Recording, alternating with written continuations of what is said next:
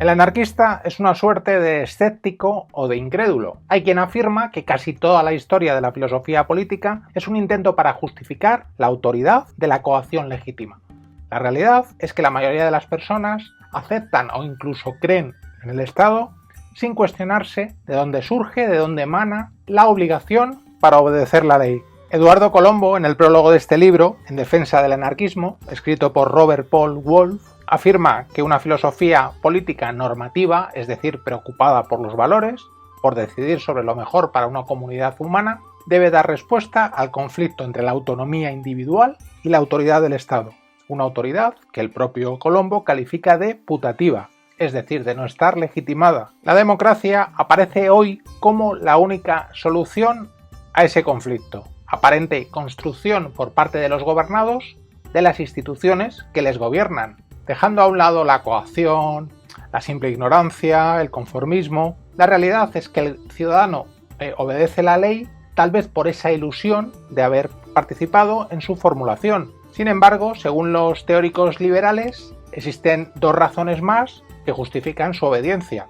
Una sería la justicia de la estructura de base, que es verdad que es un avance frente al autoritarismo tradicional, y otra sería la ley de la mayoría, transmutada de una pluralidad de personas en la autoridad de un Estado que sería el representante de la soberanía general. La teoría liberal del contrato social en cualquiera de sus formas presupone individuos libres, iguales y racionales, los cuales deciden, en una situación previa a la formación de la sociedad civil, los principios del pacto que los vinculará y la forma en que se gobernarán. En esa situación hipotética, una pluralidad de personas decidirán supuestamente por unanimidad, pero la realidad justificatoria del Estado será que las minorías serán arrastradas por la mayoría.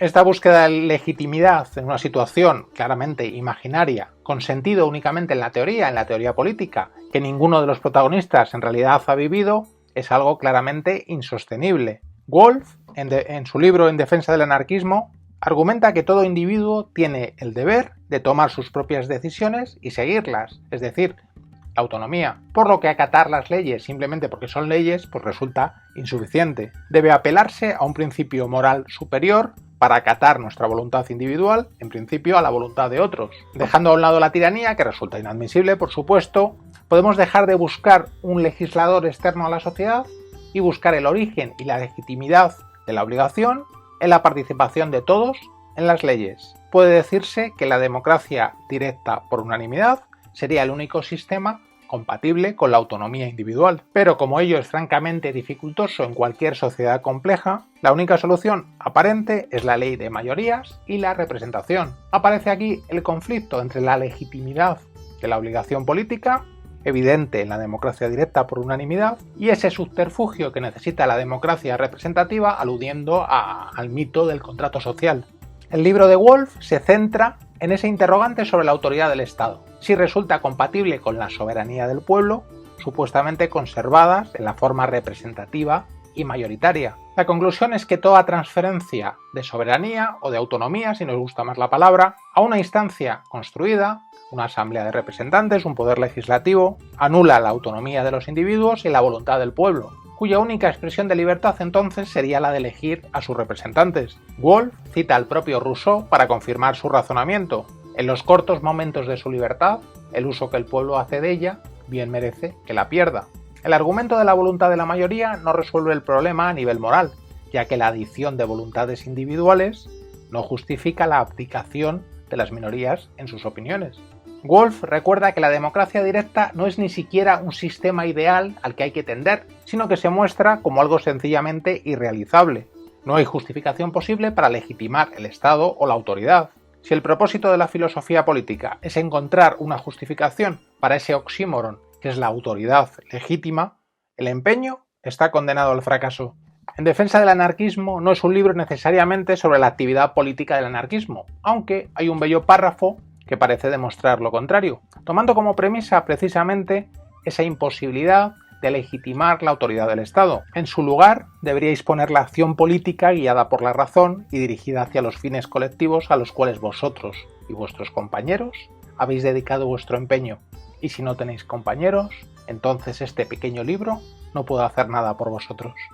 Eduardo Colombo recuerda que la crítica de Woolf a la democracia representativa, a su falta de legitimidad y de justificación moral, no deja de estar hecha a nivel abstracto.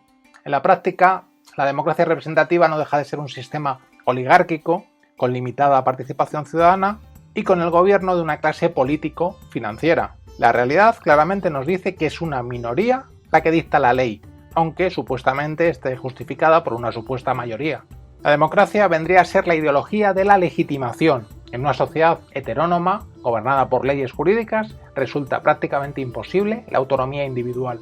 Una igualdad formal supuestamente asegurada por el derecho positivo encubre en realidad la desigualdad social. Colombo lo expresa de la siguiente manera: el individuo concreto, situado en el contexto de sus vínculos sociales, resulta la antítesis del individuo abstracto, de derecho, entronizado por la revolución burguesa y hoy en día al servicio del sistema representativo y de la economía burguesa. El anarquismo no concibe el mito de un individuo libre previo a la sociedad política. Solo es posible la libertad plena en la construcción de una sociedad libre, es decir, sin individuos atomizados socialmente ni alienados políticamente.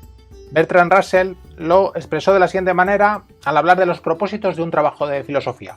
Debería partir de proposiciones incuestionables y concluir con proposiciones inaceptables. Pues creo que es el propósito que tuvo Robert Paul Wolff al escribir este libro en 1970, pero con muchas reediciones posteriores.